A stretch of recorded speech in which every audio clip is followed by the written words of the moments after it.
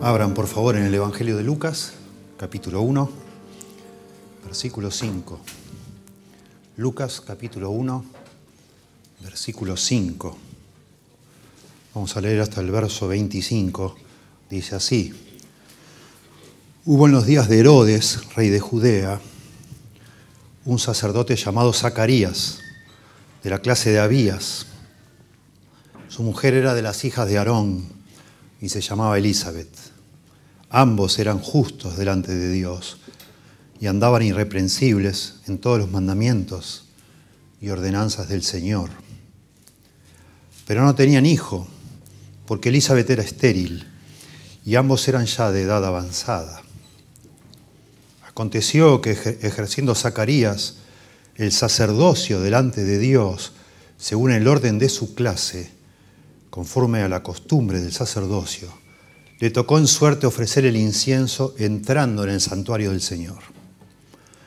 Y toda la multitud del pueblo estaba afuera, orando a la hora del incienso. Y se le apareció un ángel del Señor, puesto en pie a la derecha del altar del incienso.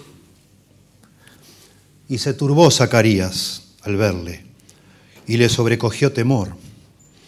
Pero el ángel le dijo: Zacarías, no temas, porque tu oración ha sido oída, y tu mujer Elisabet te dará a luz un hijo, y llamarás su nombre Juan, y tendrás gozo y alegría, y muchos se regocijarán de su nacimiento, porque será grande delante de Dios.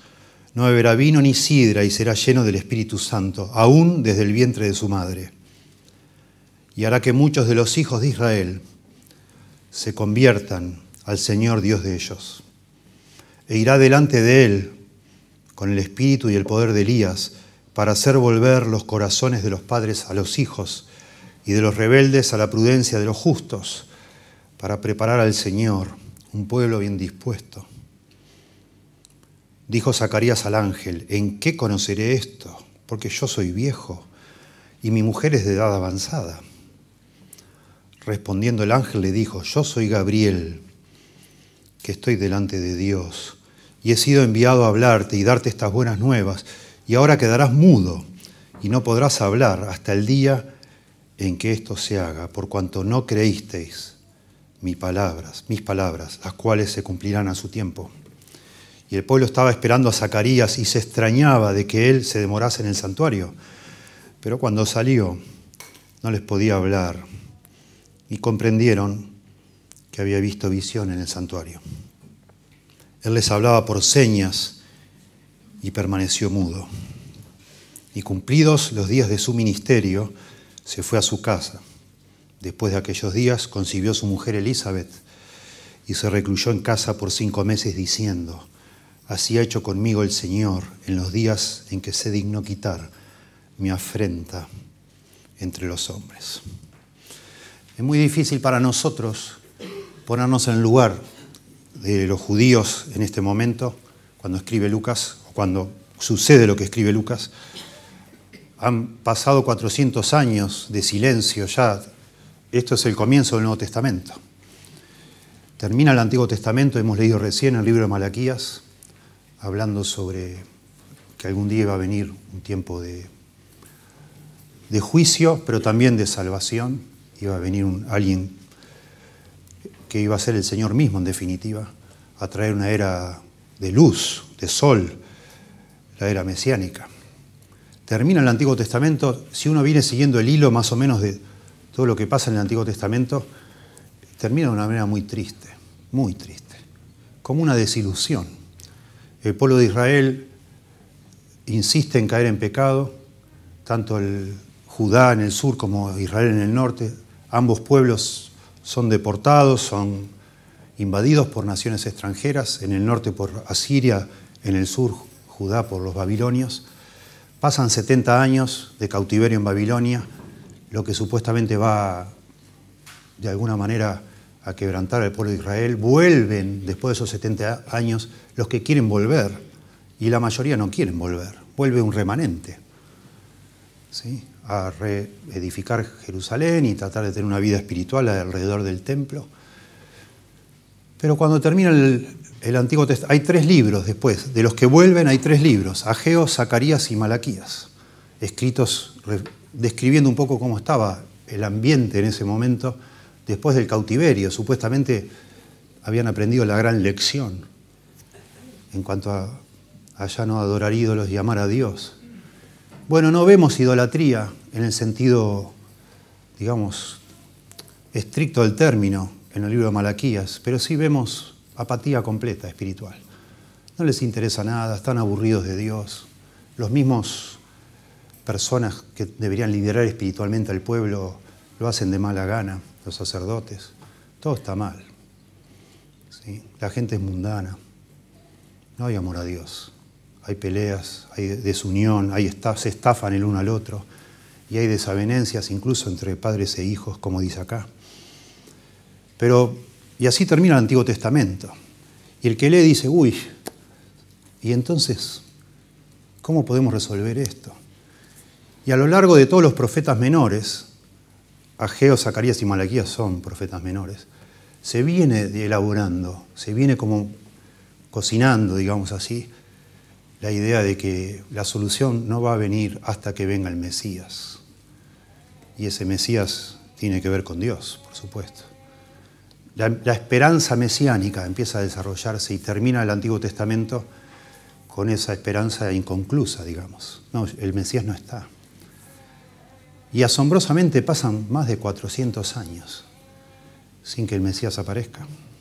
Imagínense ustedes, nosotros, como en nuestro país, hace poco celebramos los 200 años de historia, digamos así, de la independencia de nuestro país. Imagínense 400 años lo que es, esperando que venga el Mesías y el Mesías no viene. Bueno, al final vino, después de 400 años. Y ustedes traten de imaginar, necesitamos tratar de imaginar para poder valorar la manera en que Lucas empieza su evangelio, que no demasiada gente lo está esperando. Se ha ido diluyendo esa esperanza. La mayoría de la gente ya no le da la importancia, no les interesa, se lo han olvidado. Hay un pequeño remanente, y siempre va a haber, de personas piadosas que sí lo están esperando, ¿sí? Que siguen esperándolo. No sé si podríamos llegar a decir que poco a poco el tiempo que nosotros hoy estamos viviendo se empieza a parecer bastante a eso, donde prácticamente no hay fe en la tierra, dicen los evangelios, ¿sí? No hay temor de Dios, no hay un interés por las cosas espirituales. Y cada vez uno siente que las personas que realmente temen a Dios son cada vez menos, como un remanente, ¿verdad? Yo me animo a decir que todavía era peor en aquella época. Todavía no hemos visto lo peor nosotros, ese es el punto. Pero un grupo muy selecto de personas que todavía mantienen la esperanza en el Mesías. Están esperando, oran cada día, van al templo y oran. Y le piden a Dios que cumpla con su promesa. Les leo Malaquías 3.1. Leímos recién capítulo 4 de Malaquías. Leo en capítulo 3, Malaquías 3.1. He aquí, ese es el último libro del Antiguo Testamento, ¿verdad? He aquí yo envío mi mensajero, el cual preparará el camino delante de mí y vendrá súbitamente a su templo el Señor, Dios. Vendrá súbitamente, cuando nadie lo espera. A su templo el Señor, a quien vosotros buscáis. Le está hablando el remanente. Y el ángel del pacto, a quien deseáis vosotros. He aquí viene, ha dicho Jehová de los ejércitos. Eso es Malaquías 3. Malaquías 4 dice, porque aquí viene el día ardiente como un horno, día de juicio también, y todos los soberbios y todos los que hacen maldad serán estopa. Aquel día que vendrá los abrazará, ha dicho Jehová de los ejércitos, y no les dejará ni raíz ni rama. Más a vosotros, y esto lo dice el remanente, escuchen, a los que teméis mi nombre, al remanente, nacerá el sol de justicia, y en sus alas traerá salvación, y saldréis y saltaréis como becerros de la manada, gozo. ¿Sí? Nacerá el sol de justicia. En un tiempo de oscuridad, espiritualmente hablando, de tinieblas, va a venir, cuando venga el Mesías, un sol de justicia, la luz, la esperanza, el gozo. Y termina diciendo, 4:5 de Malaquías, he aquí yo os envío al profeta Elías, antes que venga el día de Jehová grande y terrible. Él hará volver, Elías, el corazón de los padres hacia los hijos y el corazón de los hijos hacia los padres, no sea que yo venga y hiera la tierra con maldición. Y termina el Antiguo Testamento. Y es muy apropiado que Lucas comience su relato. Él dice que quiso investigar todo de manera minuciosa, ordenada. Es muy apropiado que él comience hablando de Juan el Bautista, que ese es Elías, el precursor, el que va a preparar el camino, porque así termina el Antiguo Testamento, hablando de que algún día vendría. La manera en que la era mesiánica comenzaría es con la venida de este precursor, que prepararía el camino para el Mesías. Y este precursor, por supuesto, es Juan el Bautista, lo sabemos. Y Lucas, de una manera muy hábil, entrelaza aquí 7 historias para presentarnos justamente lo inesperado, lo súbdito de la venida del Señor. Nos habla del anuncio de Juan el Bautista, de que va a nacer a Elizabeth. Nos habla del anuncio del nacimiento de Jesús. Nos habla del encuentro entre María y Elizabeth, un episodio muy bonito. Nos habla del nacimiento de Juan el Bautista, nos habla del nacimiento de Jesús, nos habla luego de la circuncisión de Jesús y finalmente de la visita de Jesús al templo. Eso en los primeros 2 capítulos. En todo esto, mostrando que algo nuevo está sucediendo, algo desafiante, algo que causa maravilla, algo repentino, que perturba, pero que había estado siendo esperado con muchas ansias por un pequeño grupo, un grupo de personas piadosas. Todas las personas que aparecen en estos 2 primeros capítulos son personas piadosas, son del remanente, son personas que no han perdido la esperanza. Y es muy hermoso que así sea. Y ojalá Dios nos permita, mientras desarrollamos, nosotros percibir eso. Hoy somos nosotros, el pueblo de Dios, llamados a perseverar en la esperanza. ¿Sí? La esperanza de la segunda venida de Cristo. ¿Sí? La esperanza de nuestra reunión con los santos en el cielo. La esperanza de que el reino de Dios al fin triunfará. Va a triunfar. ¿Sí? Si algo subraya Lucas aquí, ya mencionamos la semana pasada, el tema central del Evangelio de Lucas es que Dios tiene un plan soberano, que Él lo hace como quiere, nada lo puede impedir, para salvar personas de todo tipo, de toda clase de personas. Si algo se subraya acá desde el comienzo del Evangelio, es que Dios toma la iniciativa en desarrollar ese plan de salvar todo tipo de personas. Dios toma la iniciativa. ¿Sí? Y podemos observar, al menos 10 observaciones podemos tomar aquí para entender este plan de Dios, cómo lo desarrolla Dios, y lo hace, y lo vemos, estos 10 observaciones que voy a subrayar, no las vemos solo en el capítulo 1 de Lucas, sino a lo largo de todo Lucas Hechos, que es una misma obra. Entonces vale la pena que tomemos nota, porque si bien el capítulo 1 no parece que tenga que ver con nosotros en el sentido de que tenemos que leer acá para sacar aplicaciones para nuestra vida, pero sí esas observaciones marcan un patrón que van a lo largo de toda la obra de Lucas, hasta el libro de Hechos. Entonces sí, podemos confirmar que son de alguna manera las cosas que Dios quiere que sean para hacer su plan, para llevar adelante su plan aún en esta época. Porque aún estamos nosotros siendo parte de ese plan, el mismo plan, de alcanzar personas de todo tipo, de toda clase, con la salvación. Dios toma la iniciativa entonces. Y en primer lugar observamos versículos 5 y 6. Dios escoge personas piadosas para cumplir sus planes. Dice, hubo en los días de Herodes, rey de Judea. Noten acá, pone Lucas un marco histórico, es muy interesante. Él escribe como un historiador, no es la única vez que lo hace. Estos eventos no aparecen en un escenario mitológico, sino que en el contexto de la historia real, que una persona puede buscar en los anales de la historia, chequear y sucedieron. Sí, Herodes fue una persona real que gobernó sobre Judea, fue nombrado rey de Judea, aunque Judea estaba bajo el dominio romano. Herodes, en el año 40 a.C., fue nombrado en Roma rey de Judea. Recién en el 37 a.C. tuvo dominio sobre Judea, pero era un rey de papel, digamos así. Estaba encima de ellos, estaba Roma. Pero se le llamaba rey. Así se le llamaba. Y esto sucedió en días de Herodes. Sabemos, por el relato de Mateo, que más o menos esto es cerca de la muerte de Herodes, porque cuando nace Jesús, el ángel se le aparece a José y le dice que se vayan a Egipto hasta que muera Herodes, y después vuelven. Entonces todos los datos, si uno empieza a analizar todos los datos de toda la información, sobre todo que da Lucas, sabemos que esto sucede más o menos en el año 4 antes de Cristo, lo que está pasando acá. ¿Sí?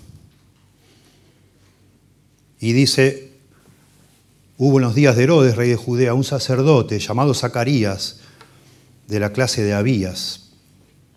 Su mujer era de las hijas de Aarón y se llamaba Elizabeth. Ambos eran justos delante de Dios y andaban irreprensibles en todos los mandamientos y ordenanzas del Señor. Qué interesante.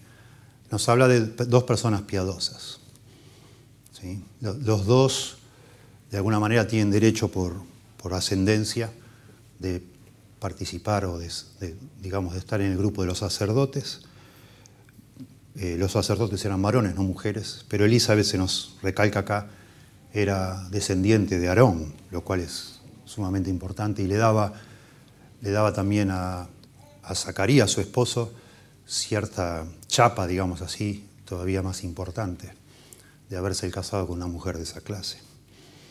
Los dos eran de familias de sacerdotes, Zacarías era un sacerdote, y ambos eran justos delante de Dios. Muy linda descripción, qué hermoso que se describe un matrimonio en la Biblia donde ambos temen a Dios, ambos son piadosos, ambos son justos delante de Dios, ambos andan irreprensibles en todos los mandamientos y ordenanzas del Señor.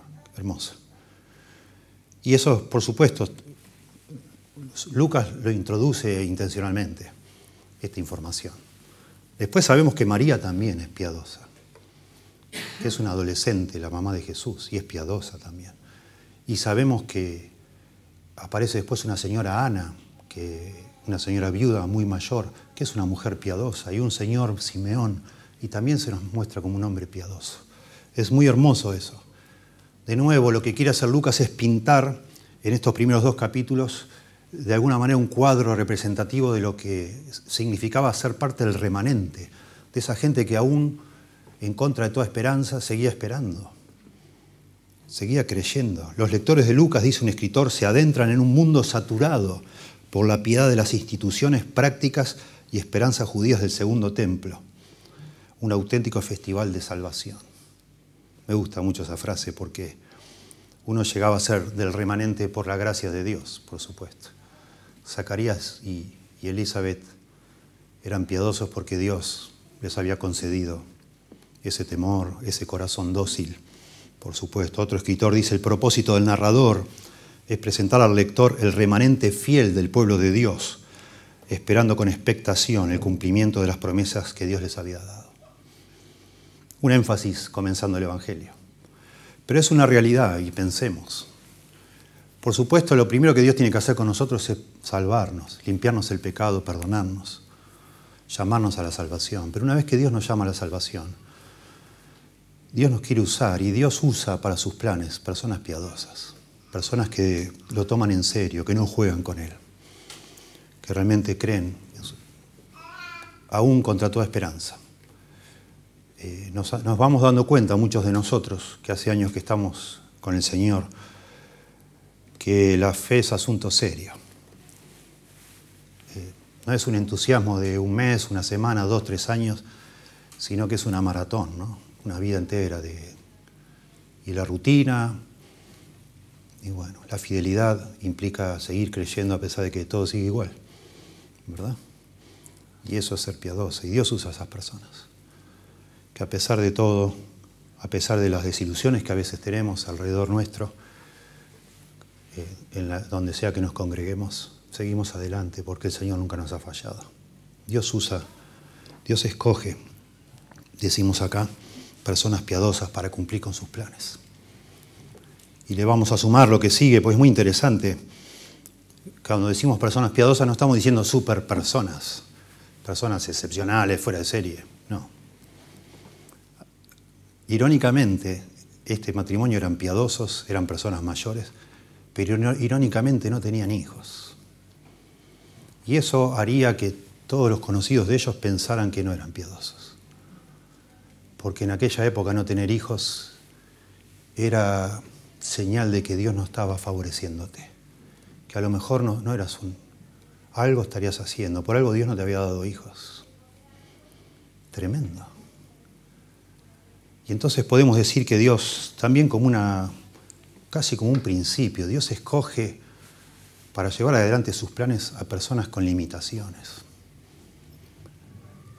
Y lo hace y lo ha hecho a lo largo de todo el Antiguo Testamento, lo vemos, para exaltar su poder, Dios. Dios parece que quisiera cada tanto que se note que la obra que está haciendo no podría ser posible si no hubiera intervenido Dios. Y vemos en el caso de Abraham, de Isaac, ¿verdad?, de Jacob, los patriarcas, cada uno de ellos tiene problemas para tener hijos y Dios tiene que intervenir de manera milagrosa, sobrenatural. Lo vemos todo el tiempo.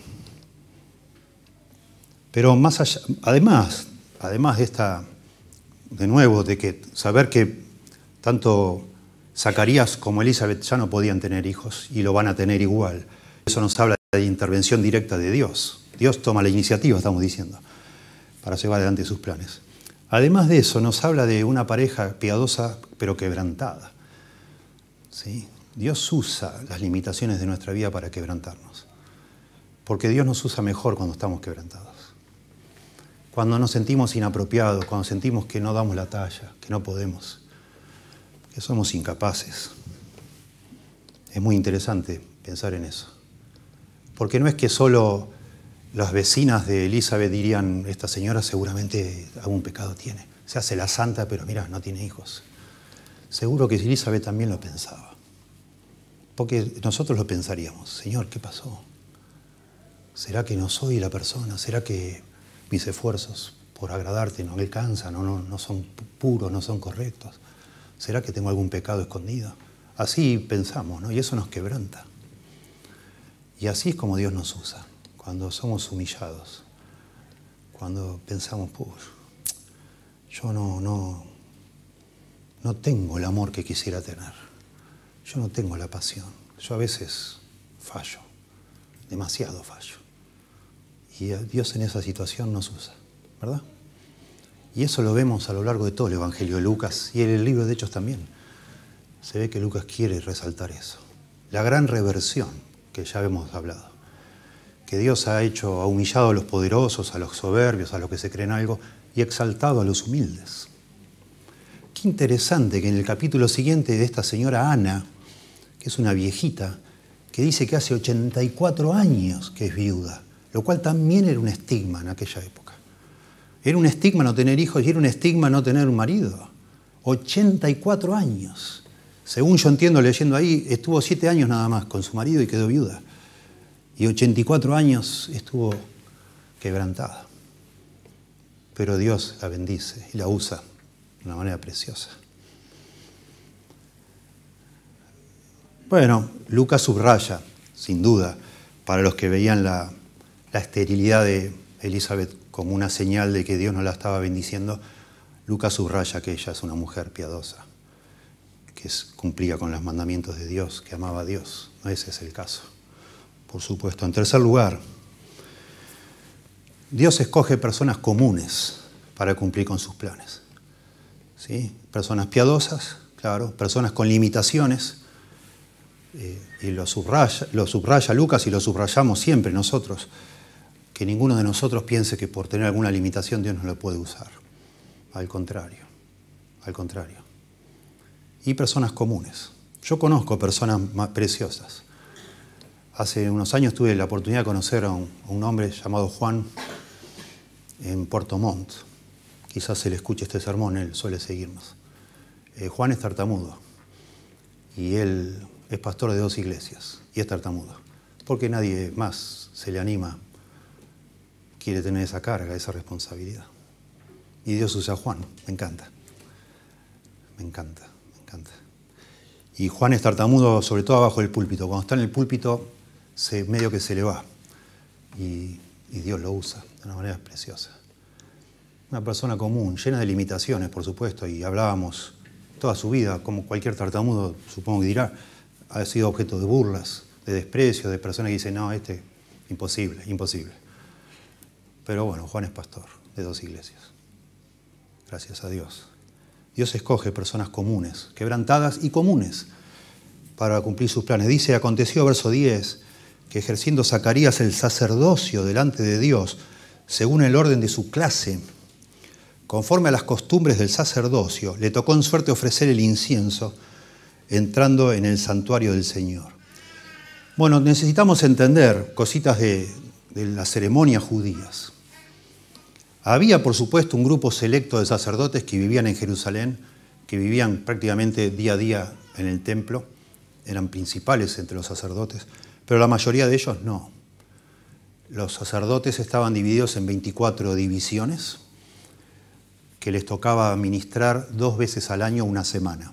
O sea, 2 semanas al año ministraban. Entonces no era necesario que vivieran en Jerusalén, y ese es el caso de Zacarías, porque después al final nos dice que se volvió a la montaña, y más adelante dice que María fue a la montaña, a una aldea de Judá en la montaña a visitar a Elizabeth. Él no vivía en Jerusalén, él era uno del montón, un sacerdote del montón. Se investiga en los documentos judíos, y el número más certero que tenemos es de un documento llamado Carta de Aristeas, que menciona que había alrededor de 700 sacerdotes por orden, por división, más 50 de los que estaban siempre, o sea, 750 sacerdotes por semana. Multiplicado por 24, que eran las divisiones, nos da 18.000 sacerdotes. Había 18.000 sacerdotes que se iban turnando. ¿Sí? Bueno, Zacarías era uno de los 18.000, un don nadie, al punto que ni sabemos cómo se llamaba la ciudad donde vivía. El resto del año, mientras solo ministraba 2 semanas, una por semestre, el resto del año se encargaban, en donde sea que vivieran, de enseñar la ley del Señor a los niños. Ese era su trabajo. Hablar a la multitud o a las personas de su aldea sobre la palabra de Dios. Era una persona común, muy interesante. Y Lucas, todo el relato de Lucas, sobre todo estos primeros 2 capítulos, habla de personas comunes. Menciona a Herodes, el rey Herodes, menciona a los gobernantes en Roma, menciona al sumo sacerdote en Jerusalén, pero todos ellos no se dan ni cuenta, ni enterados del nacimiento de Juan el Bautista, ni enterados del nacimiento de Jesús, ni se dan cuenta de lo que está pasando. Son completamente ajenos a todo. Los personajes vitales en toda la historia de Lucas son personas desconocidas. Un sacerdote ordinario, común y corriente, con una esposa de edad avanzada, una campesina joven, María, un hombre judío, por supuesto, José, que se van a registrar a Belén para empadronarse y no encuentran lugar, nadie les da un lugarcito ni una camita, ni una piecita, y terminan en un establo. 2 nadies. Y los testigos, siendo que la venida del Señor tendría que haber sido con trompetas, no sé, una alfombra roja y la fanfarria, nada. Solo un grupo de pastores apestosos que eran de alguna manera despreciados porque siempre tenían olor feo y estaban siempre lejos de toda la movida religiosa, digamos. Eso es lo que aparece. Personas despreciadas. Y después 2 profetas aparecen, un hombre y una mujer, 2 viejitos, que se la pasan en el templo orando, esperando la venida del Mesías. Personas ordinarias. Dios usa personas ordinarias. Tremendo. Y a Zacarías le toca algo extraordinario, porque así era la costumbre. 2 semanas por año él ministraba en el templo, y cuando llegaba al templo se hacían sorteos entre los sacerdotes para ver qué le tocaba hacer a cada uno. Vos traes la leña, vos cortás esto, vos haces lo otro. Cada uno tenía una función, porque había mucho que hacer. Y por fin le toca algo que, si le tocaba, y le tocó justo en este momento, ya el resto de su vida ya está, era una vez en la vida que le tocaba ofrecer incienso en el altar de incienso que está adentro, en el lugar santo, justo pegado al lugar santísimo. Y esto es algo extraordinario. habría estado súper contento Zacarías que le tocó el honor de ofrecer incienso. En las oraciones de la tarde, entendemos aquí por lo que está diciendo, describe las oraciones de la tarde, hay toda una multitud en el templo orando a Dios, y el sacerdote, en este caso Zacarías con otros 3 ayudantes, Zacarías lleva el incienso y los otros 3 toman carbones del altar y entran al lugar santo. Los 3 ayudantes ponen los carbones para quemar el incienso y luego se retiran y lo dejan solo a Zacarías. Así era la costumbre, y la costumbre era que el que le tocaba ofrecer el incienso se postraba a orar en representación del pueblo, porque eso es lo que representaba el incienso, las oraciones de los santos. Están todos orando afuera y este hombre, como representante de todo el pueblo, se postra frente al altar del incienso, pone el incienso, se postra y ora como representante de todos. Un honor, tremendo honor. Pero era una persona común y corriente. En cuarto lugar, versos 11 y 12, acá se nos habla de la aparición de un ángel. Y está bueno decirlo, que Dios utiliza ángeles para cumplir sus planes. Versículos 11 y 12. Dice, y se le apareció un ángel del Señor, puesto en pie a la derecha del altar del incienso, y se turbó Zacarías al verle, y le sobrecogió temor. Bueno, hermoso, tremendo. Coincide con otros relatos del Antiguo Testamento también, donde parejas no podían tener hijos y aparece un ángel para avisarles, ¿no? En el caso de Ismael, de Isaac, de Jacob, de Esaú y de Sansón también. Usualmente estas apariciones de estos ángeles eran a las mamás, no a los papás. Bueno, aquí se le aparece a Zacarías. Y como siempre que se aparece un ángel, la persona se muere de miedo, es lo que dice acá. Se turbó Zacarías al verle, se llenó de terror, estaba muerto de miedo. Pero esto tenemos que tener cuidado. Nosotros cuando leemos la Biblia, a veces enseguida parece que son cosas comunes. Por ejemplo, que se aparezca un ángel. Es lo más extraordinario que hay. Es algo fuera de serie. Hacía por lo menos 500 años que no se aparecía un ángel dentro del templo. Eso se nos menciona en el libro de Zacarías. Coincidencia. Hay un libro en el Antiguo Testamento llamado Zacarías. Es la última vez que aparece un ángel 500 años antes que esto. 500 años. Y se le aparece ahora un ángel a este señor llamado Zacarías. Y se muere de miedo. No es común. Lucas va a mostrarnos ángeles en todos estos primeros 2 capítulos para, de alguna manera, subrayar la intervención directa de Dios. Dios está haciendo algo diferente, está irrumpiendo en la historia y por eso manda a sus ángeles. Y lo mismo va a mostrar ángeles a lo largo del libro de Hechos, también para mostrar que las cosas que suceden porque Dios está queriendo que así sucedan. Él da dirección a sus planes y lo hace de manera visible. Pero no es normal que en la Biblia aparezca un ángel y la persona lo pueda ver. No es normal.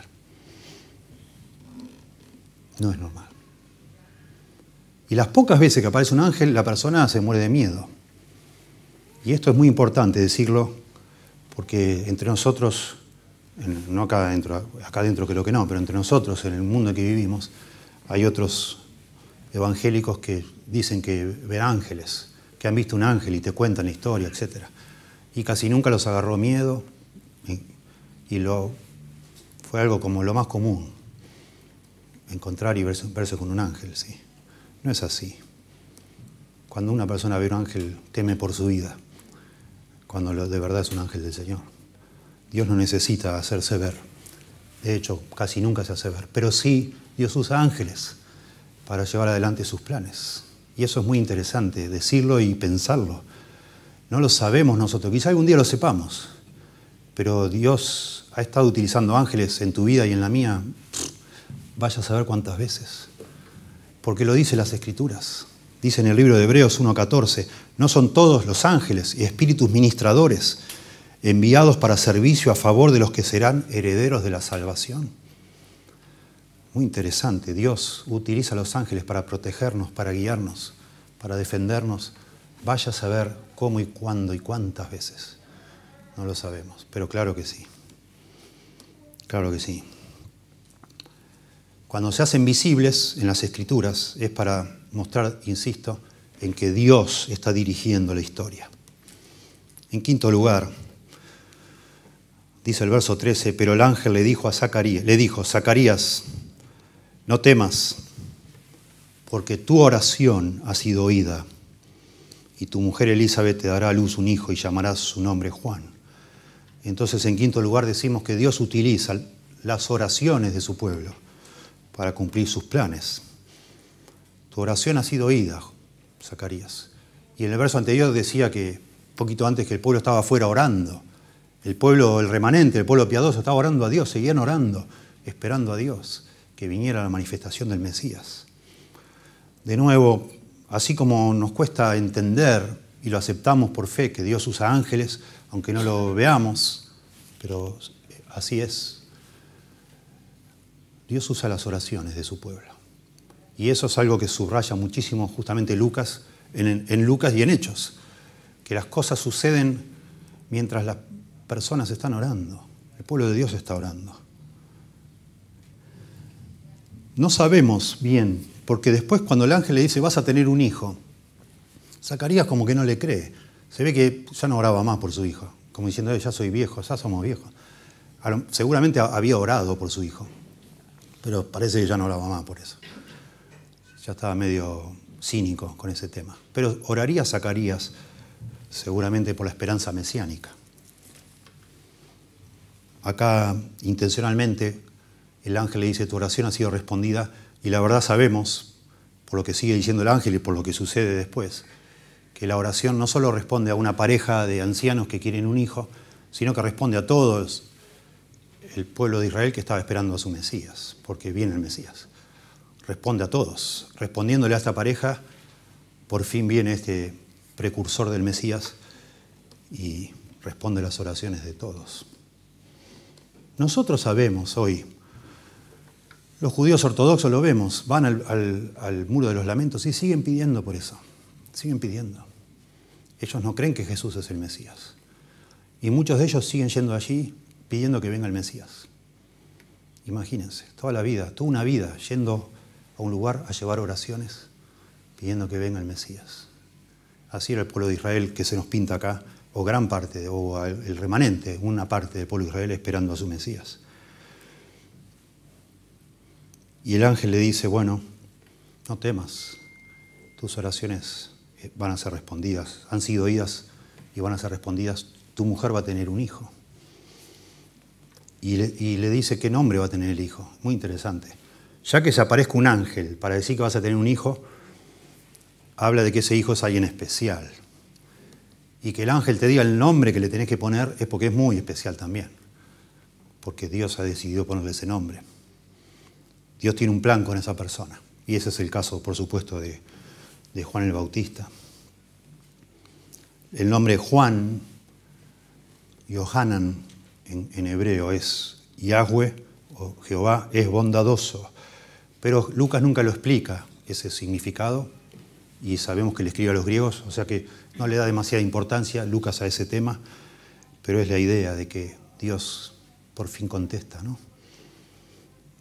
Déjenme, solo para ilustrar lo que acabo de decir, mencionarles rápidamente, si nosotros comparamos los 3 evangelios sinópticos, o eventualmente los 4, incluido Juan, nos damos cuenta que Lucas es el que más subraya el asunto de la oración. Lucas de alguna manera quiere que sus discípulos o los que lean su evangelio comprendan que es muy importante orar. Y lo subraya desde el principio. Les voy a mencionar eventos en el evangelio de Lucas que no se mencionan en ningún otro lado, que tienen que ver con la oración.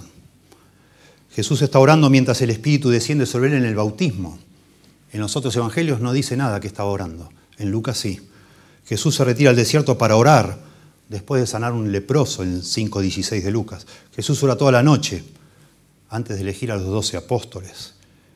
Jesús ora solo antes de la confesión de Pedro y la primera predicción de su próxima muerte y resurrección, capítulo 9, verso 18. Jesús sube al monte de la transfiguración para orar y en realidad está orando cuando se transfigura. En Lucas 11:1, los discípulos que lo ven a Jesús orando le dicen, Señor, enséñanos a orar. Y el Señor les habla de la oración, por supuesto. Cuando Jesús predice que Pedro lo va a traicionar, le asegura, Pedro, he orado por ti para que tu fe no falle. Lucas 22:32. En el jardín de Getsemaní, Jesús le pide a sus discípulos que oren para que no caigan en la tentación, 22:40. Y dice, agrega en el relato del jardín, estaba en agonía Jesús, oraba más intensamente. Y luego dice, se levantó de la oración, dice Lucas, para regresar a sus discípulos. Jesús ora en la cruz también, Padre, perdónalos porque no saben lo que hacen. Y también ora, Padre, en tus manos encomiendo mi espíritu. Varias veces menciona Lucas que el Señor se retiraba a lugares solitarios, se apartaba a lugares desiertos y oraba. Fue al monte a orar y pasó la noche orando, se retiró aparte a un lugar desierto y de noche saliéndose estaba en el monte que se llamaba de los Olivos.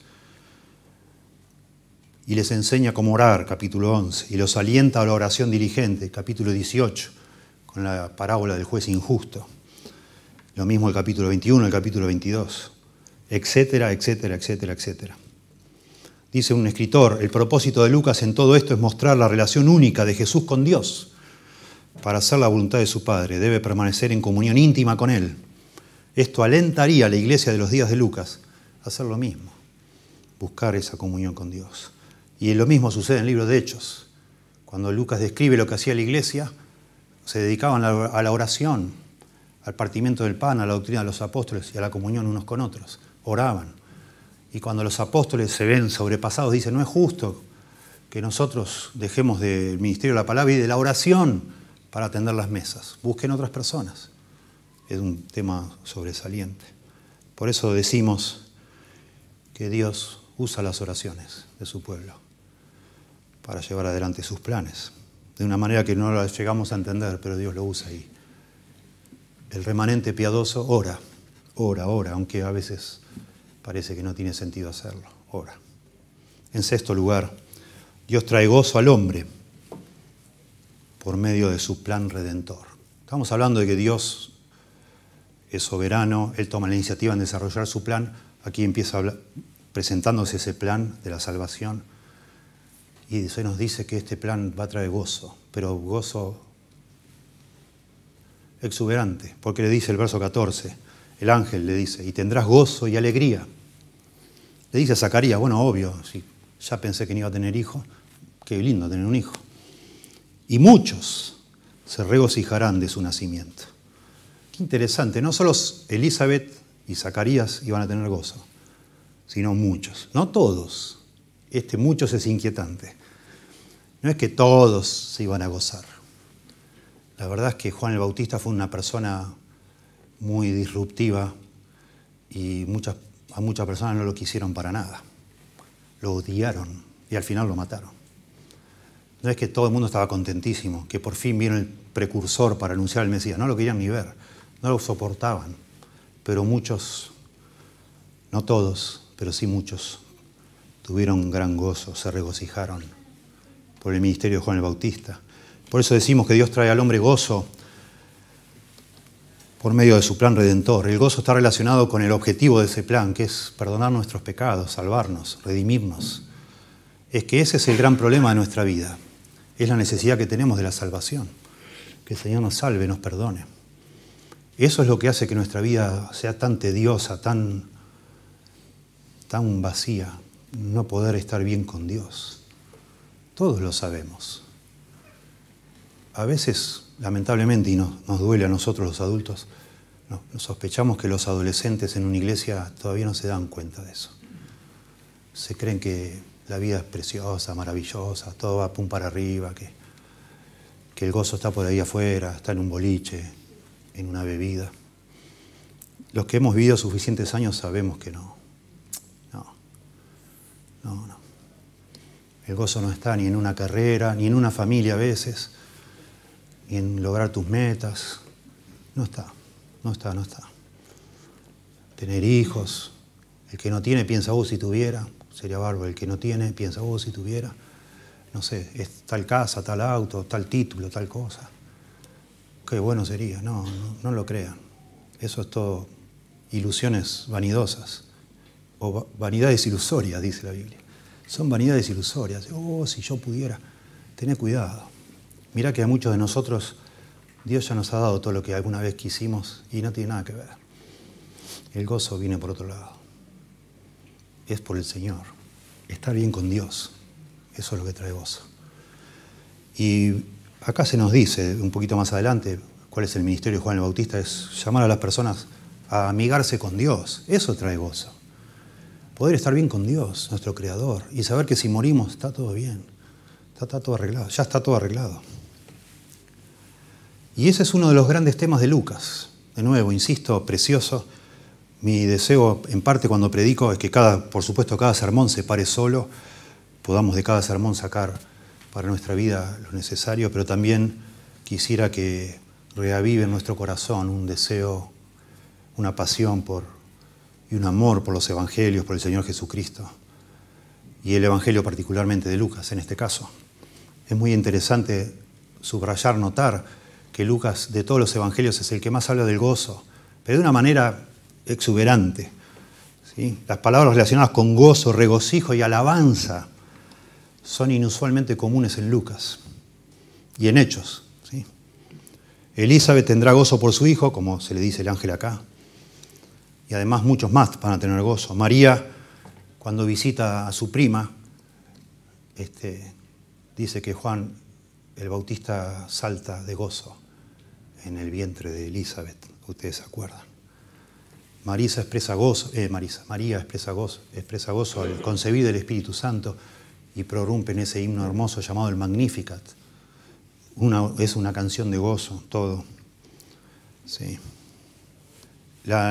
Los ángeles le hablan a los pastores, dice, traemos nuevas de gran gozo, que nos ha nacido hoy en la ciudad de David, un Salvador que es Cristo el Señor.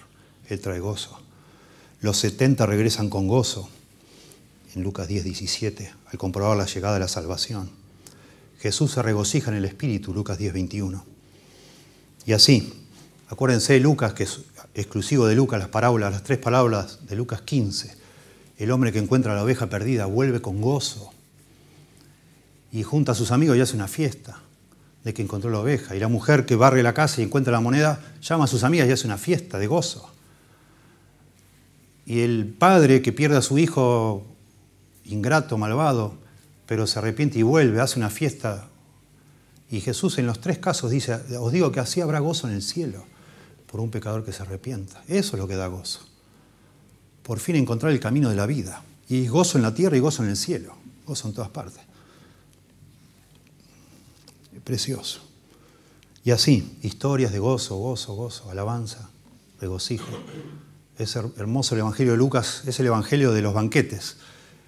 Jesús se la pasa comiendo acá y allá, haciendo banquetes, que es en aquella cultura, en aquella época, es la señal más grande de estar contento, de regocijo. Vamos a comer, vamos, dale, vamos a comer. Y Jesús ahí parecía un glotón, un comilón, estaba en cuanto banquete podía. Porque traía gozo, porque él estaba de gozo. Claro que sí. Precioso. El gozo. Por eso le dice el ángel, ¿no? Tendrás gozo y alegría y muchos se regocijarán de su nacimiento.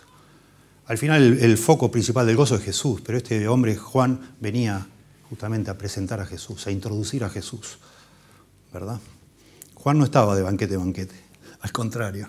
Por eso hubo gente que se confundió. Juan era austero, Jesús era fiestero.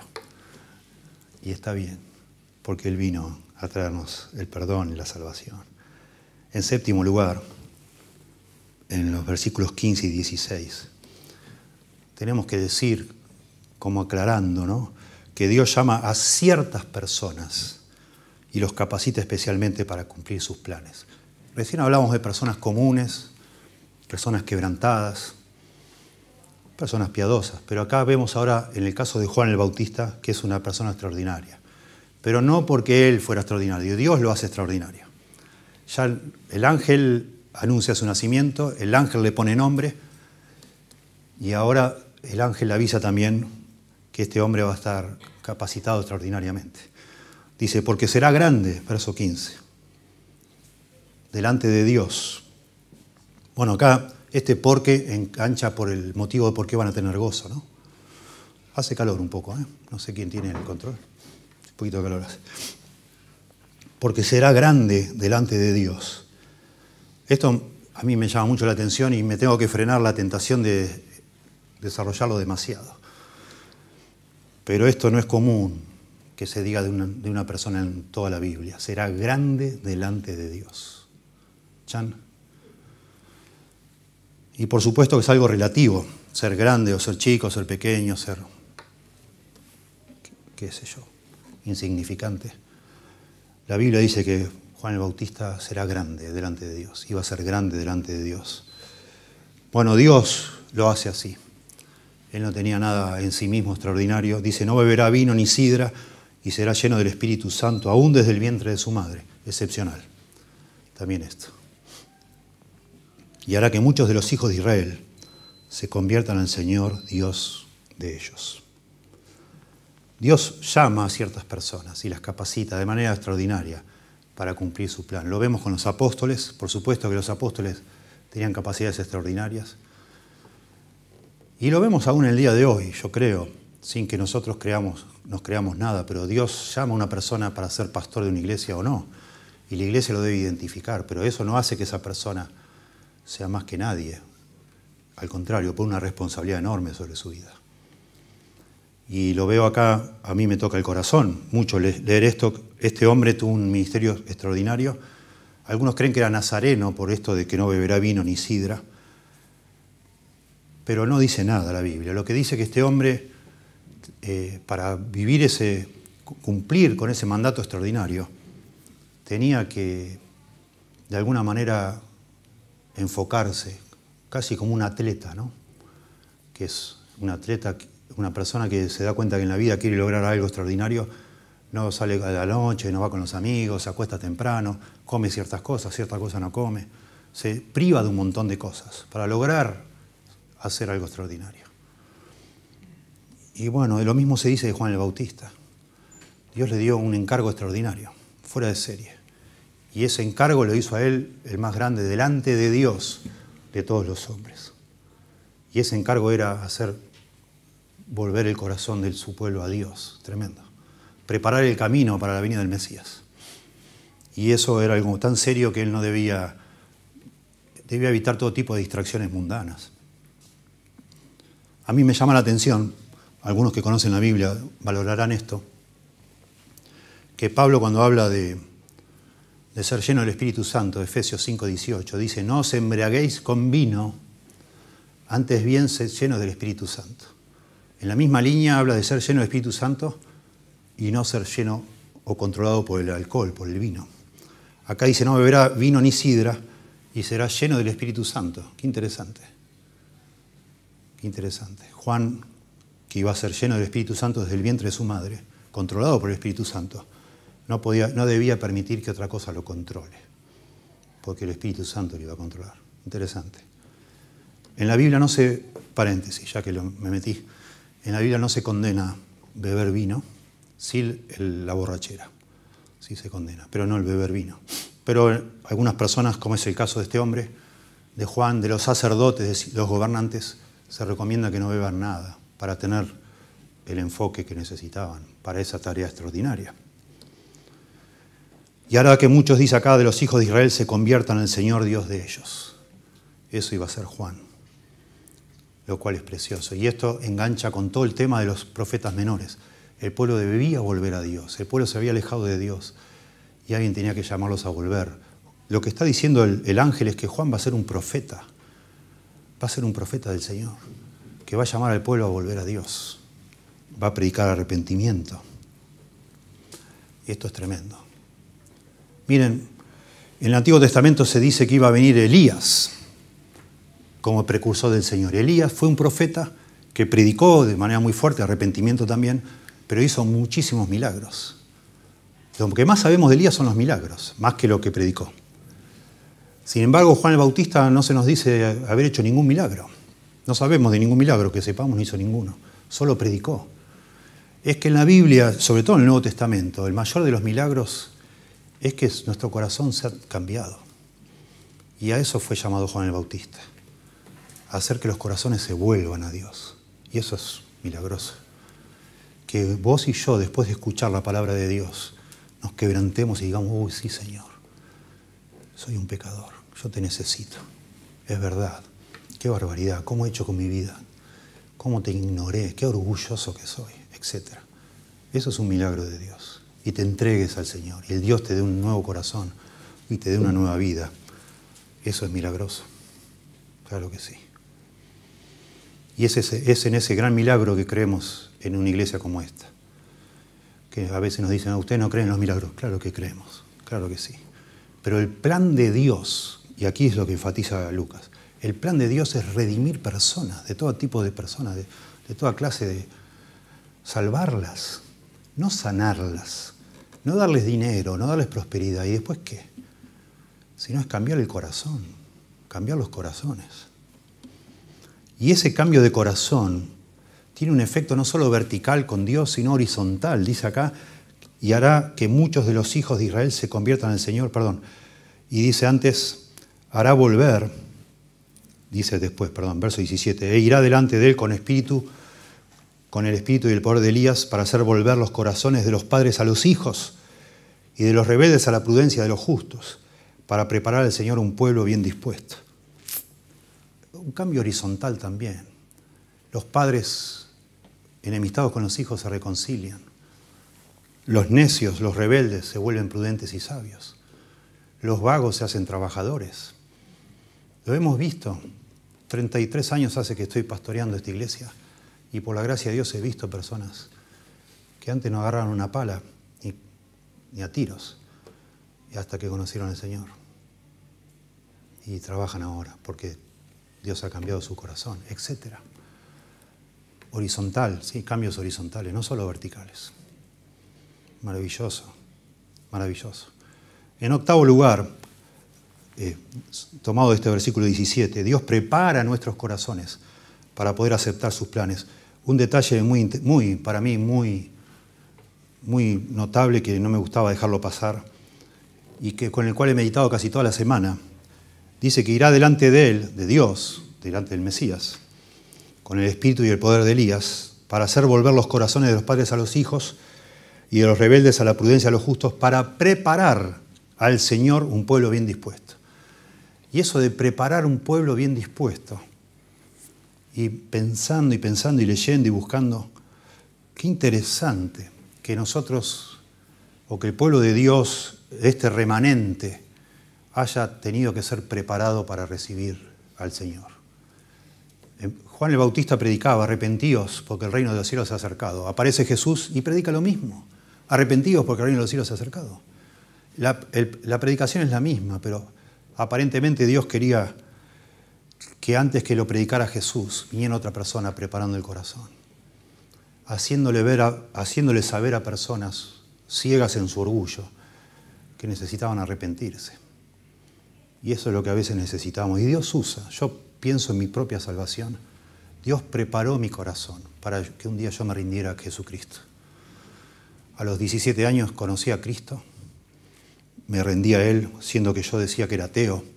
Pero Dios preparó mi corazón de varias maneras. Una de ellas, que hasta el día de hoy doy gracias, que estábamos haciendo una reforma en mi casa y vino a trabajar a mi casa y a vivir dentro de mi casa. Alquilamos la casa pegada mientras estábamos en obra, y en la obra vivía un albañil que contrató a mi papá, que era evangélico. Y a mí eso preparó mi corazón, tremendo. Porque yo pensaba que estaban todos locos los evangélicos. Pobrecitos, yo decía, esta gente está mal de la cabeza, tan loco. Pero este hombre, que era un poco místico también, era de ese grupo que yo decía estaban locos, pero su vida era impactante. La humildad de esa persona, me humillaba a mí, mucho me humillaba. Y Dios preparó mi corazón, viendo una persona tan humilde, nunca había visto. Me tocó, me quebrantó. Yo era un orgulloso, asqueroso, insoportable. Dios prepara el corazón a veces. Dios usa de pronto una enfermedad, un quebranto, una pérdida económica, no sé, una ruptura sentimental. A veces Dios prepara tu corazón para que veas la realidad, que no sos nadie. ¿Quién sos vos? ¿Quién soy yo? Sin Dios. ¿Quién sos? Nada. Qué interesante este ministerio de Juan el Bautista. Y esto es lo que lo hizo grande, no él. Porque él dice que no era digno de desatar ni las sandalias del Señor, ¿no? Jesús dijo, el más pequeño en el reino de los cielos mayor es que él, lo cual parece una contradicción. ¿En qué quedamos? ¿Es el más grande delante de Dios o el más pequeño? Es que él no era nada. No era nada. Este hombre quemó, por decir así, toda su vida, sus ambiciones, sus deseos, todo para, como un soldadito, obedecer lo que le pidió el Señor, lo que le pidió Dios, que era, hay aquí el Mesías, síganlo a él, a mí no me sigan, síganlo a él, preparando el camino para el Señor, ¿no? Bueno, Dios prepara a veces nuestros corazones. Nuestros corazones son muy duros. Dios sabe cómo quebrantarlos. A veces una persona la primera vez que escucha, ¡pum!, se convierte. Pero a veces necesitamos que Dios prepare nuestro corazón. Y por eso es que mandó profetas y profetas y profetas. Dios quiera que todos los que estamos acá tengamos un corazón dispuesto para Dios. Y si lo tenés dispuesto es gracias a Dios. Por supuesto, Dios lo hizo. Si sos parte del remanente, es gracias a Dios. ¿Sí? Si te ves como un pecador, gracias a Dios. Dios hizo eso. Si te das cuenta que la única salida tuya es abrazarte de Cristo, Dios lo hizo. Dios te preparó.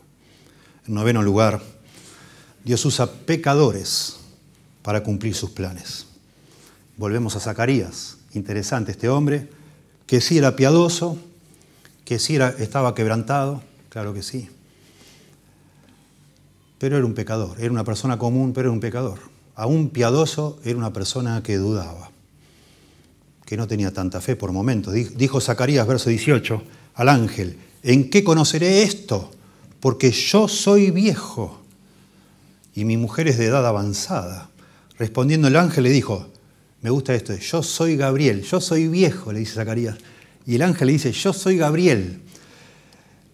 Bueno, la tradición judía dice que solamente, según una tradición, solamente 4 ángeles estaban delante de Dios, como los más importantes. Otra tradición dice que 7. Bueno, Gabriel es el ángel, Gabriel y Miguel son los 2 ángeles más importantes. Rafael es otro y el cuarto no me acuerdo. Pero Gabriel es el ángel de los ángeles, digamos. Él es el que estuvo en el huerto de Edén, echándolo a Adán y Eva. Gabriel es el que se le aparece a Daniel para revelarle las profecías. Gabriel es el ángel más grande de todos. Y este dice, yo soy viejo. Y el ángel dice, yo soy Gabriel. Vengo de la presencia de Dios a decirte, vas a tener un hijo y le vas a poner Juan. Dice, yo soy Gabriel que estoy delante de Dios y he sido enviado a hablarte de parte de Dios. Dios me mandó y darte estas buenas nuevas. Y un hombre piadoso que decimos que estaba orando, que estaba esperando, al final no esperaba tanto. Estaba cansado, agobiado, se había vuelto cínico. Verso 20, y ahora quedarás mudo y no podrás hablar hasta el día en que esto se haga, por cuanto no creísteis mi palabra, las cuales se cumplieron a su tiempo. Y el pueblo estaba esperando a Zacarías, los que estaban orando afuera, y se extrañaba de que él se demorase en el santuario, pero cuando salió no les podía hablar, y comprendieron que había visto visión en el santuario, y él les hablaba por señas, y permaneció mudo. Sabemos después que permaneció sordo y mudo, porque tampoco le podían hablar, un poquito más adelante lo vamos a ver, también le hablaban por señas a él también, o le escribían porque no podía escuchar tampoco. Y cumplidos los días de su ministerio, la semana que le tocó, se fue a su casa. Qué interesante, queda mudo y lo ideal hubiera sido salir ahí, de ofrecer el incienso con toda la multitud reunida y hubiera dicho, muchachos, va a venir el Elías que estábamos esperando, por el cual acaban de orar todos ustedes, aleluya, y hacer una fiesta. No. Y empieza a hacer señas, nadie lo entiende, no puede decir nada. Bueno, después sabemos cuando viene Jesús, que el templo estaba completamente corrompido y Jesús, por lo visto, Dios no ha querido que ese anuncio sea dado en ese lugar, que ya no era lo que debía ser. Y de manera que el anuncio en el templo no se dio de otra manera. Y todo esto fue señal para María, porque después, en el relato que sigue, toda esta situación es señal para María de todo lo que va a suceder. Impresionante. Bueno, Dios utiliza, a pesar de nuestro pecado, nos utiliza. Este hombre se había pasado la vida orando como sacerdote, pero ya no creía en la respuesta de sus oraciones. Tremendo. Le responden su oración y no lo cree. Y había orado por eso. Y era un sacerdote. Y eso nos habla de cómo es Dios con nosotros. Dios nos usa a pesar de todo. Y aún nosotros que tenemos el privilegio de guiar al pueblo de Dios, a veces nos volvemos un poquito profesionales, un poquito duros, cínicos.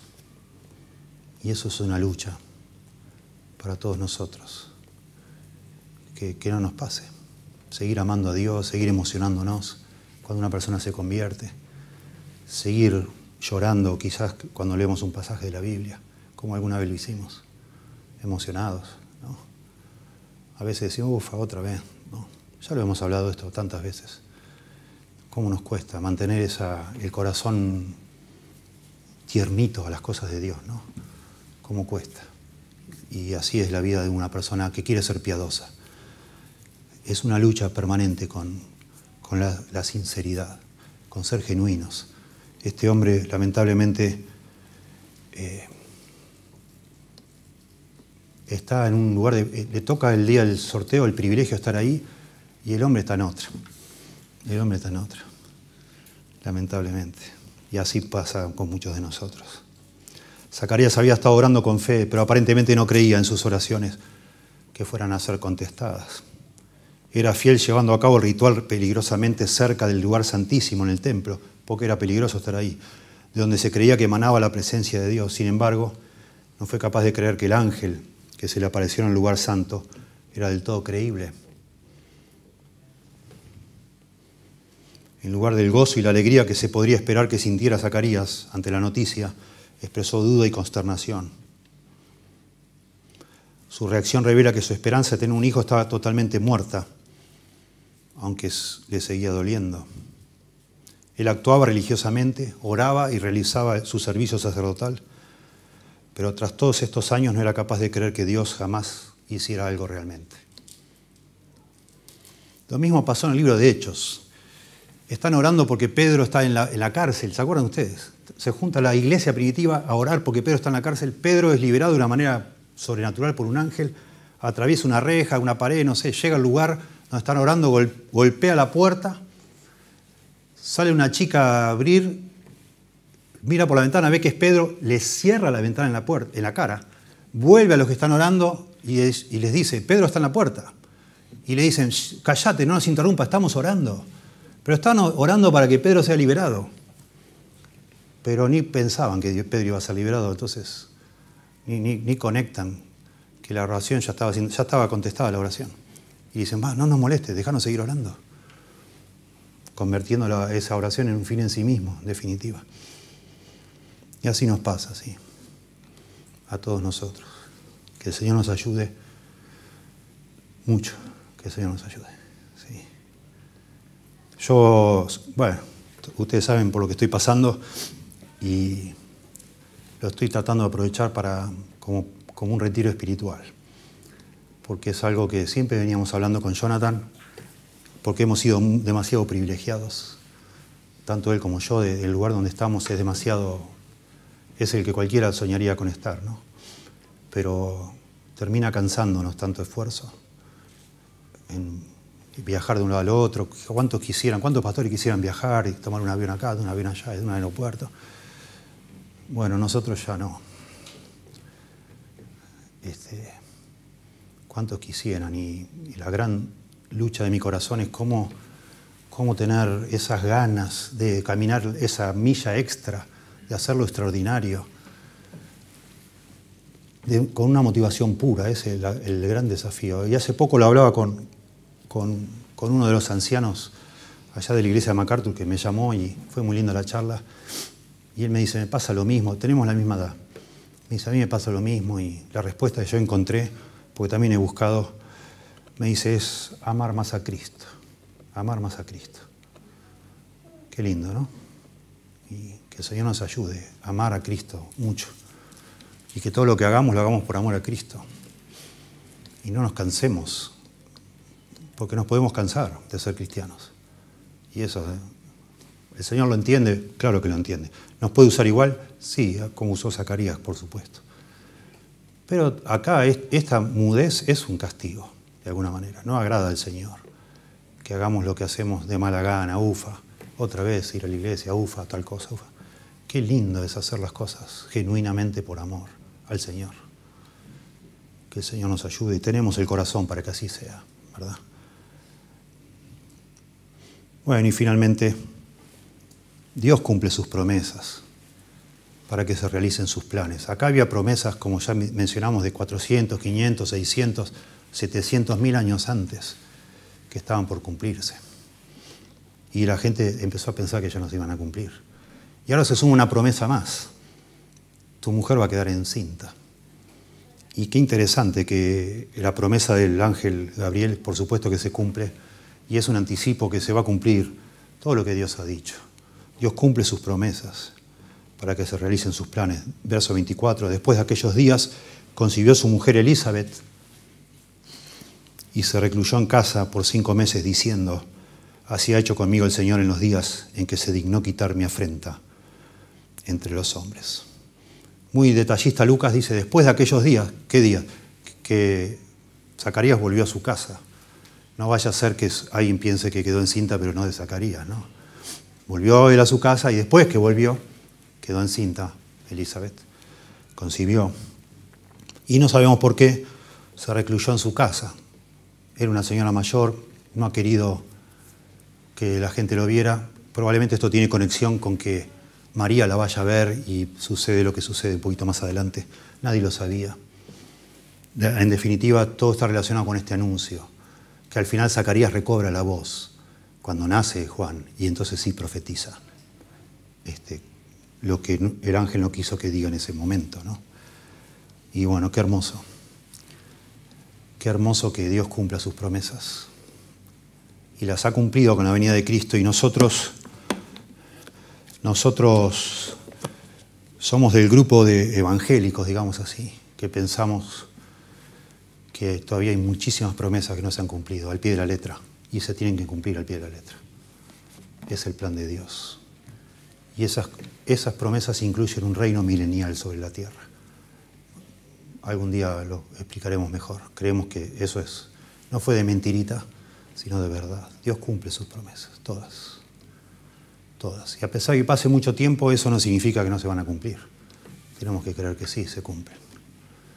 ¿Sí? El enfoque de Lucas acá no es ese, no es el reino milenial, sino que por fin Dios viene a este mundo a salvar, a redimir, no solo a los judíos, sino a todo tipo de personas. No a los poderosos, sino a los quebrantados, no a los soberbios, sino a los humildes, de todo tipo de clases, digamos, a los parias, a los marginados, ¿sí? A los que no se creen nada y por eso buscan a Dios de todo corazón. Eso es lo que promete el Evangelio. Te damos gracias, Señor, por tu palabra. Ayúdanos a creerla más, a abrazarla de todo corazón, a no ser como Zacarías, los que ya te conocemos, que oramos, adoramos, leemos, todo de una forma mecánica, sin poner nuestro corazón en lo que hacemos. Que tú nos ayudes, Señor, a vibrar contigo como alguna vez lo hicimos, a tener el corazón palpitando por ti y para ti, de corazón, Señor, a hacer las cosas con gozo, con alegría. Que nos ayudes, Señor, por favor, a vivir para ti hasta el último día que nos regales. Y, Señor, a regocijarnos en este plan que tú has desarrollado de manera tan preciosa. Que no nos acostumbremos, como si fuera algo obvio, normal, que tú hayas decidido dejar el cielo para venir al mundo a salvarnos, a salvar a algunos,